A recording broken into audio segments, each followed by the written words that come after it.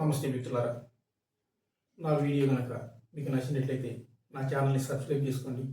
అదేవిధంగా షేర్ చేయండి, లైక్ చేయండి. ముందుగా కంటెంట్లోకి వెళ్ళినట్లయితే, ఒకనాటి మంచి మిత్రులు, ఆప్తమిత్రులు ఈరోజు ఒక అధ్యక్షుడిని, ఒక దేశాన్ని, మరొక దేశాన్ని నాశనం చేసుకోవటానికి పగ ప్రతీకారాలతో రగిలిపోతున్నటువంటి దేశాలు. అయితే ముందుగా ఆ దేశాలు మనందరికీ తెలిసినవే. America, Israel versus Iran. అయితే ఇంతగా ఒకరినొకరు చంపుకొని అధ్యక్షుని అంతమొందించి అంత పగకు కారణమైంది. అంతకుముందు అంత మంచి స్నేహం ఎలా ఏర్పడింది? ఫస్ట్ హాఫ్ మొత్తం స్నేహం. అసలు ఆ స్నేహం ఎలా ఏర్పడింది, స్నేహం నుంచి శత్రుత్వం ఎలా వచ్చిందని పూర్తి వివరాలు ఈ వీడియోలో తెలుసుకున్నాం. మొట్టమొదట 1939 రెండవ ప్రపంచ యుద్ధం జరుగుతుంది.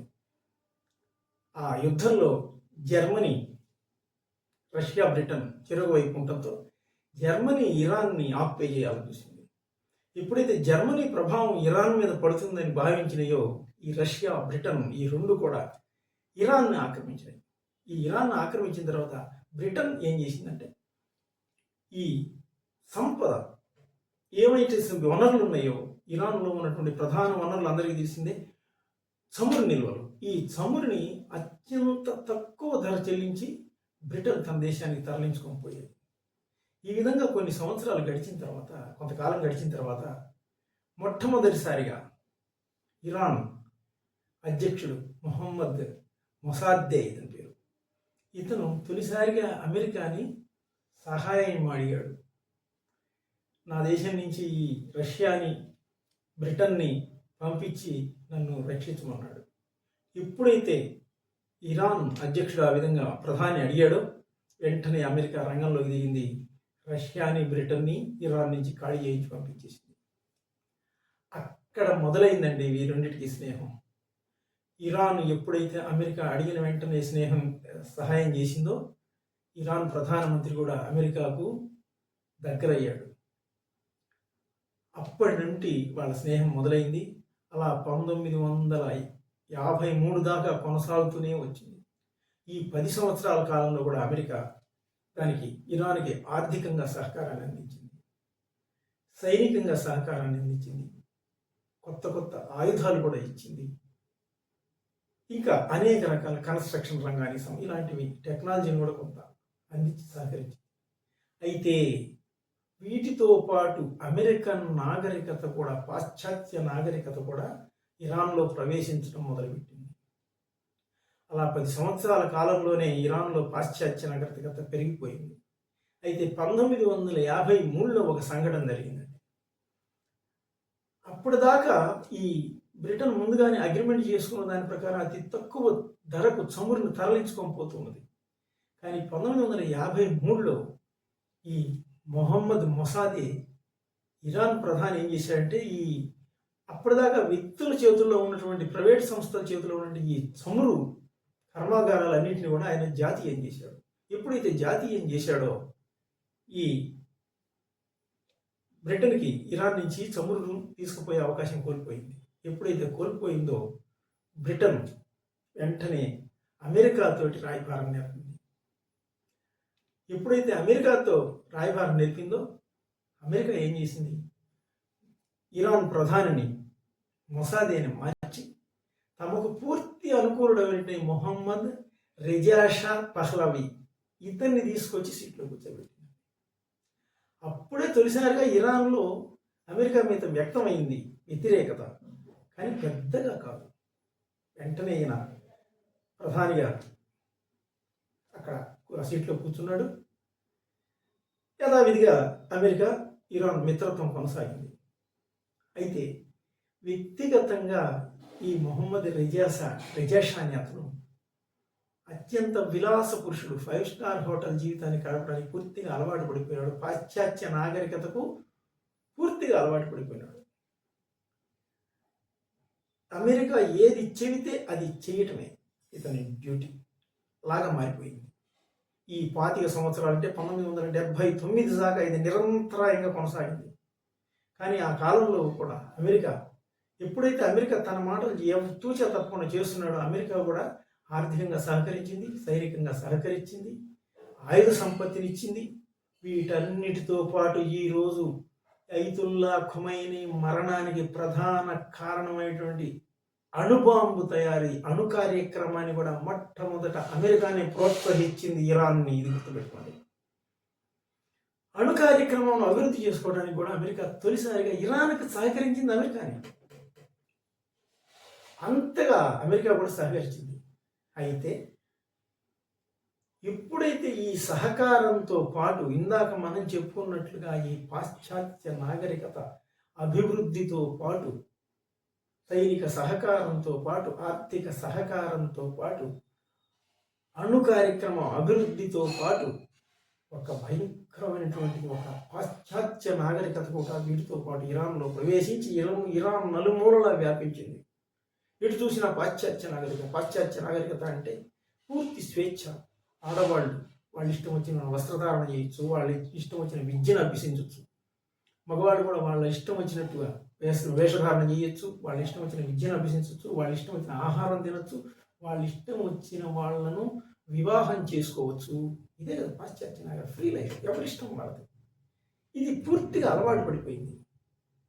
ఇక్కడ ఎవ్వరూ గమనించకుండా ఒక అగ్నిపర్వతం లేస్తూ ఉంది ఇరాన్లో. అదే అసంతృప్తి. ఏం అసంతృప్తి? ఇరాన్ యువతలో అమెరికా పట్ల భయంకరమైన అసంతృప్తి.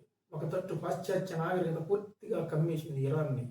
ఇస్లాం అనేది ఒక వ్యక్తిగతం, ఎక్కడో పర్సనల్, అంతే. దండం పెట్టుకోవడం, లోపలికి పోయిన వాళ్ళు చేసుకోవడం రావడం, అంతమంది. బయట ఎక్కడ ఇస్లాం ప్రభావం లేదు, పూర్తిగా పోయింది. దీనికి తోడు అమెరికా ఎలా చెబితే అలా చేయటం, తన పూర్తి విలాసాల్లో మునగటం, దేశం గురించి పట్టించుకోకపోవడం, అది చెబితే చేయటం. ఈ అసంతృప్తి ఎలా బద్దలైందంటే ఒక అగ్నిపర్వతం లాగా బద్దలైందండి. ఈ బద్దలైన అగ్నిపర్వతం ఈ మహా ఉద్యమంలో నుంచి పుట్టుకొచ్చిన వాడే అయతుల్లా ఖుమైనీ. వాళ్ళ నాన్న ప్రధానమంత్రి, వాళ్ళ తాత ప్రధానమంత్రి అయితే ఇతను వచ్చి సీట్లో కూర్చోలా. ఉద్యమంలో నుంచి పుట్టినవాడు అయతుల్లా ఖుమైనీ. అతనే సామాన్యుడు కాదు. కాబట్టే యువతలో, దేశ ప్రజల్లో అయతుల్లా ఖుమైనీ అంటే కొన్ని సంవత్సరాల పాటు తిరుగులేని సుప్రీంగా ఎదిగాడు. ఎందుకంటే ఉద్యమాన్ని లీడ్ చేశాడు. అతను ఉద్యమం ద్వారా వచ్చి కూర్చున్నాడు అక్కడ. కాబట్టి ఆ విధంగా అయింది. దాంతోపాటు ఇంకొక భయంకరమైన పరిణామం జరిగింది. ఇరాన్ యువత ఇరాన్ రాయబార కార్యాలయం పైన దాడి చేసి 52 మంది సైనికులని 444 రోజులు, అంటే దాదాపు 1.5 సంవత్సరానికి దగ్గరగా నిర్బంధించింది, విడుదల చేయాలి. చివరికి అమెరికా బతిమిలాడుకున్నంత పని చేస్తే, దిగి వస్తే అప్పుడు విడుదల చేసింది.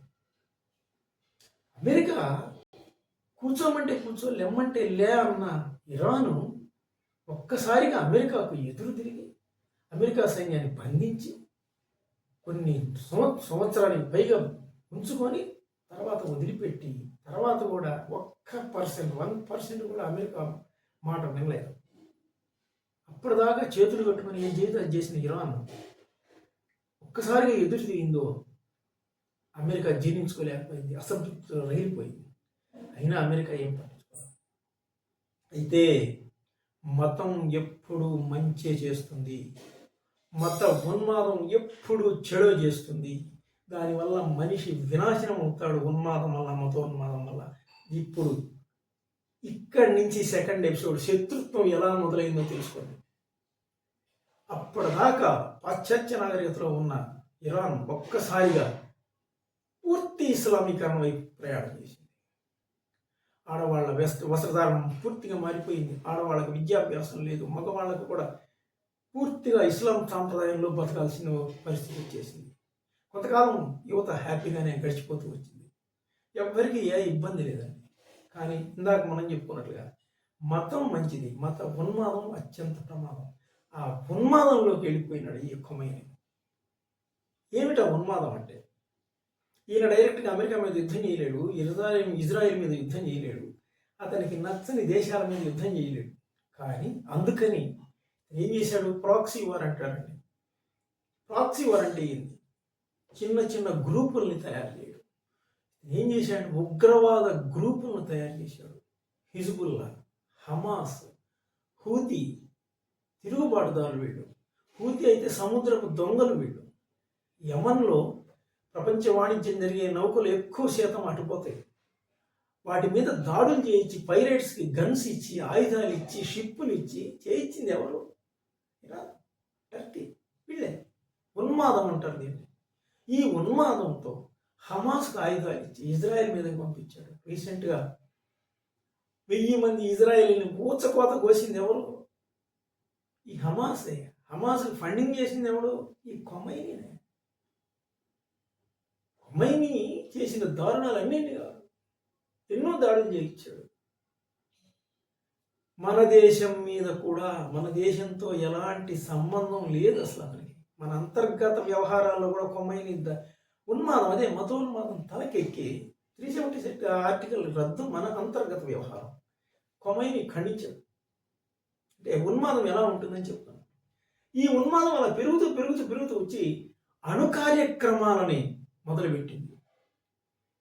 అప్పటిదాకా మౌనంగా ఉన్న అమెరికా, ఇజ్రాయిల్ అణు కార్యక్రమాన్ని ఆపమని ఎన్నోసార్లు చెప్పినాయి, వినలా. చివరికి ఎంత దాకా వచ్చినాయంటే వాటికి తప్పని పరిస్థితి, కాన్బట్ పొజిషన్ వచ్చింది. 10 రోజుల్లో ఆటం బాంబును తయారు చేసేటటువంటి సామర్థ్యాన్ని, యురేనియం శుద్ధిని 60% తయారు చేసుకుంది. అంటే ఒక 10 డేస్లో బాంబును తయారు చేసిందనుకో, అయిపోయింది ఇజ్రాయెల్ పని, అమెరికా పని. బాంబు దాడి చేస్తుంది, ఖచ్చితంగా ఉగ్రవాదులకు అందిస్తుంది, ఉగ్రవాదులు దాడి చేసేస్తారు అని పూర్తిగా నమ్మినాయి అమెరికా, ఇజ్రాయెల్. అది అంత తేలిక పని కాకపోయినప్పటికీ ఇజ్రాయిల్, అమెరికా భయపడిపోయి అణు సామర్థ్యం సంతరించుకుందంటే ఇరాన్ మన మీద దాడి చేస్తుంది, మన దేశాలను సర్వనాశనం చేస్తుందని భయపడిపోయింది. ఎప్పుడైతే ఆ తలంపు వచ్చిందో, ఈ తలంపు అన్నిటికి కారణం ఏంది? ఉన్మాదం, మతోన్మాదం. అణు కార్యక్రమం, ఉగ్రవాదాన్ని ఎప్పుడైతే ప్రోత్సహించిందో ఇరాన్ మీద నమ్మకాన్ని కోల్పోయింది అమెరికా. మనం అణు సామర్థ్యం సంతరించుకున్నాం కదా, మన మీద దాడి చేయలేదు. ఎందుకంటే మన మీద నమ్మకం ప్రపంచానికి. కానీ ఆ నమ్మకం కోల్పోయింది ఇరాన్. ఇక్కడ నమ్మకం కోల్పోవడమే భయంకరమైన మూల్యాన్ని సమర్పించాల్సి వచ్చింది. ఖొమైనీ అధ్యక్షుడిని అంతమొందించే పరిస్థితి.